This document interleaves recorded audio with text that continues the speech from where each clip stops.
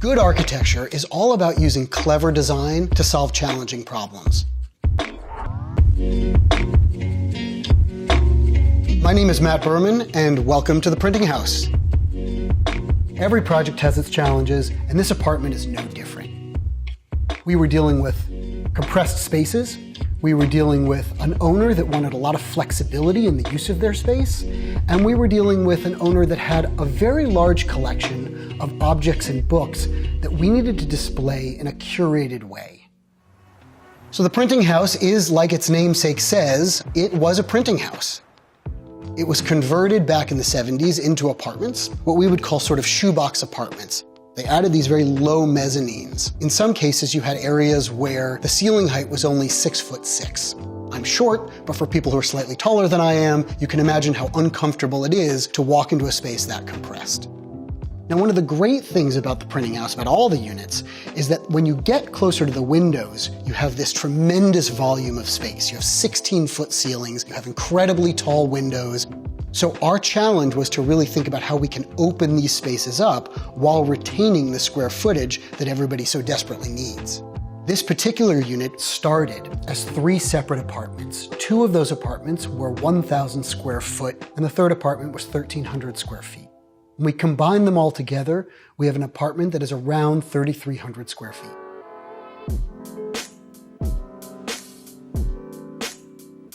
Because we have this amazing double height space, we had this idea of this secondary space, this bird's nest.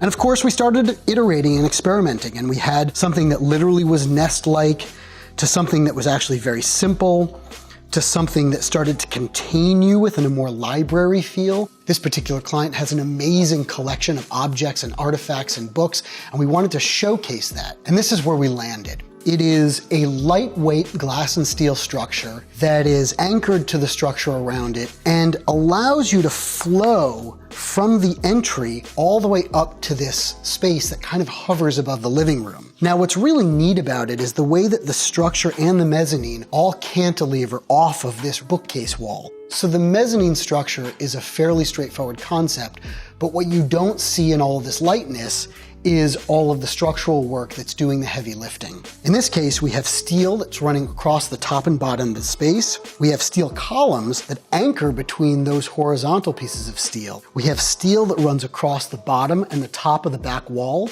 that's embedded above and below the bookcase. Then between those pieces of steel, we have vertical members that tie those pieces together to create this whole structural support system. Off of that vertical structure, that bookcase, is the mezzanine and the staircase, which are actually cantilevered off of that wall, which means they hang off of that wall. The bird's nest language, the mezzanine language, was intended to be very organic, so you can see the way that this swoops out into the space. We didn't want to have something that was hard-edged and rectilinear. We wanted it to be soft. And so you can see the shape of the mezzanine here, but you can also see the way that we carried that up into the wishbone supports that hug the column and suspend it from the beams above. So what we did was introduce glass here and introduce these coffers. That gives us the extra ceiling height so that we have the structure we need to support the mezzanine, but we also have the additional height to make it actually feel a bit taller. We introduced glass both as a railing component and at the floor. And you can see the kind of diaphanous light that comes through it. It has a really nice, cloudy, ghosty, soft quality. And when you're looking through the railing, it virtually disappears. One of the most exciting parts of this project is the kitchen. The kitchen is now the hub of the home. It is no longer the back of house space that it might have been 50 or 100 years ago. On the other hand, if you entertain a lot, you want it to be something that you can close off and possibly have a caterer come in so that they can serve and prepare and do their work without affecting the rest of the party.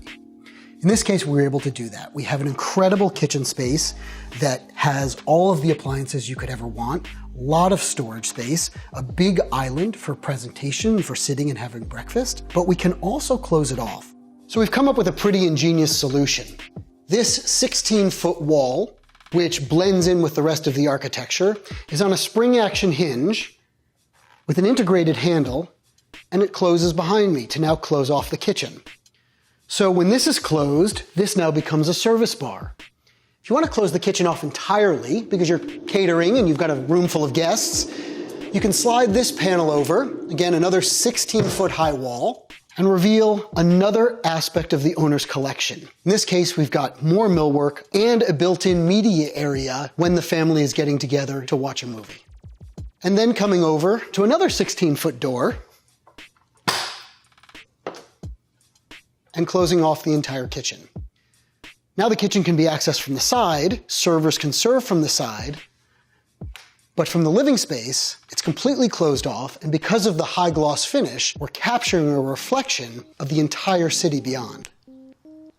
The master suite in this home is also truly exceptional.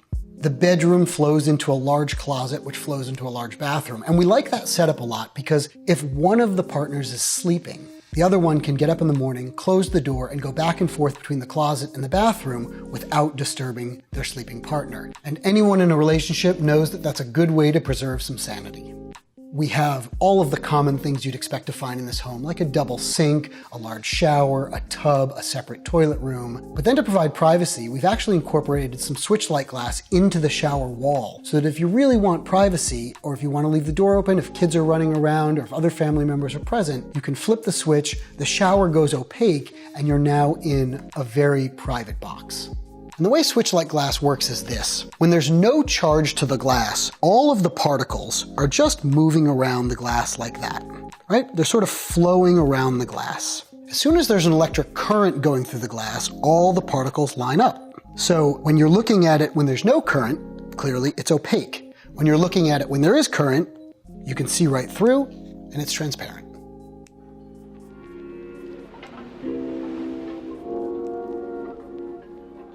Homes are not static, they're lived in.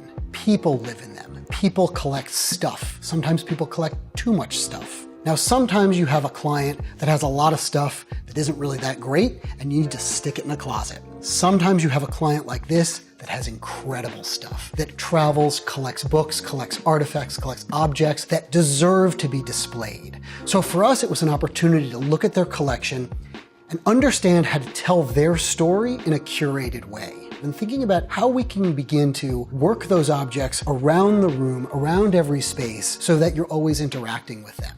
The stair design was part and parcel with that. We wanted to make sure that as you go up and down the stair, you are literally walking up and down the bookshelves and connecting with all of the things that they've collected.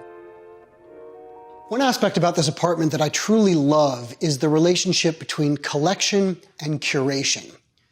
You don't always have to have the most expensive art or the most sophisticated pieces. You can curate your objects in a thoughtful way. And what I love about this moment is the use of color. And by bringing in yellow, making a bold statement against the walnut and the white, we have everything from more important pieces and more important objects to yellow rubber duckies. And on the other side of the apartment, after we've gone from a collection of small objects, we move to a large object, an object that really is well suited to this double height space. And it is a polished stainless steel, decommissioned World War II rocket.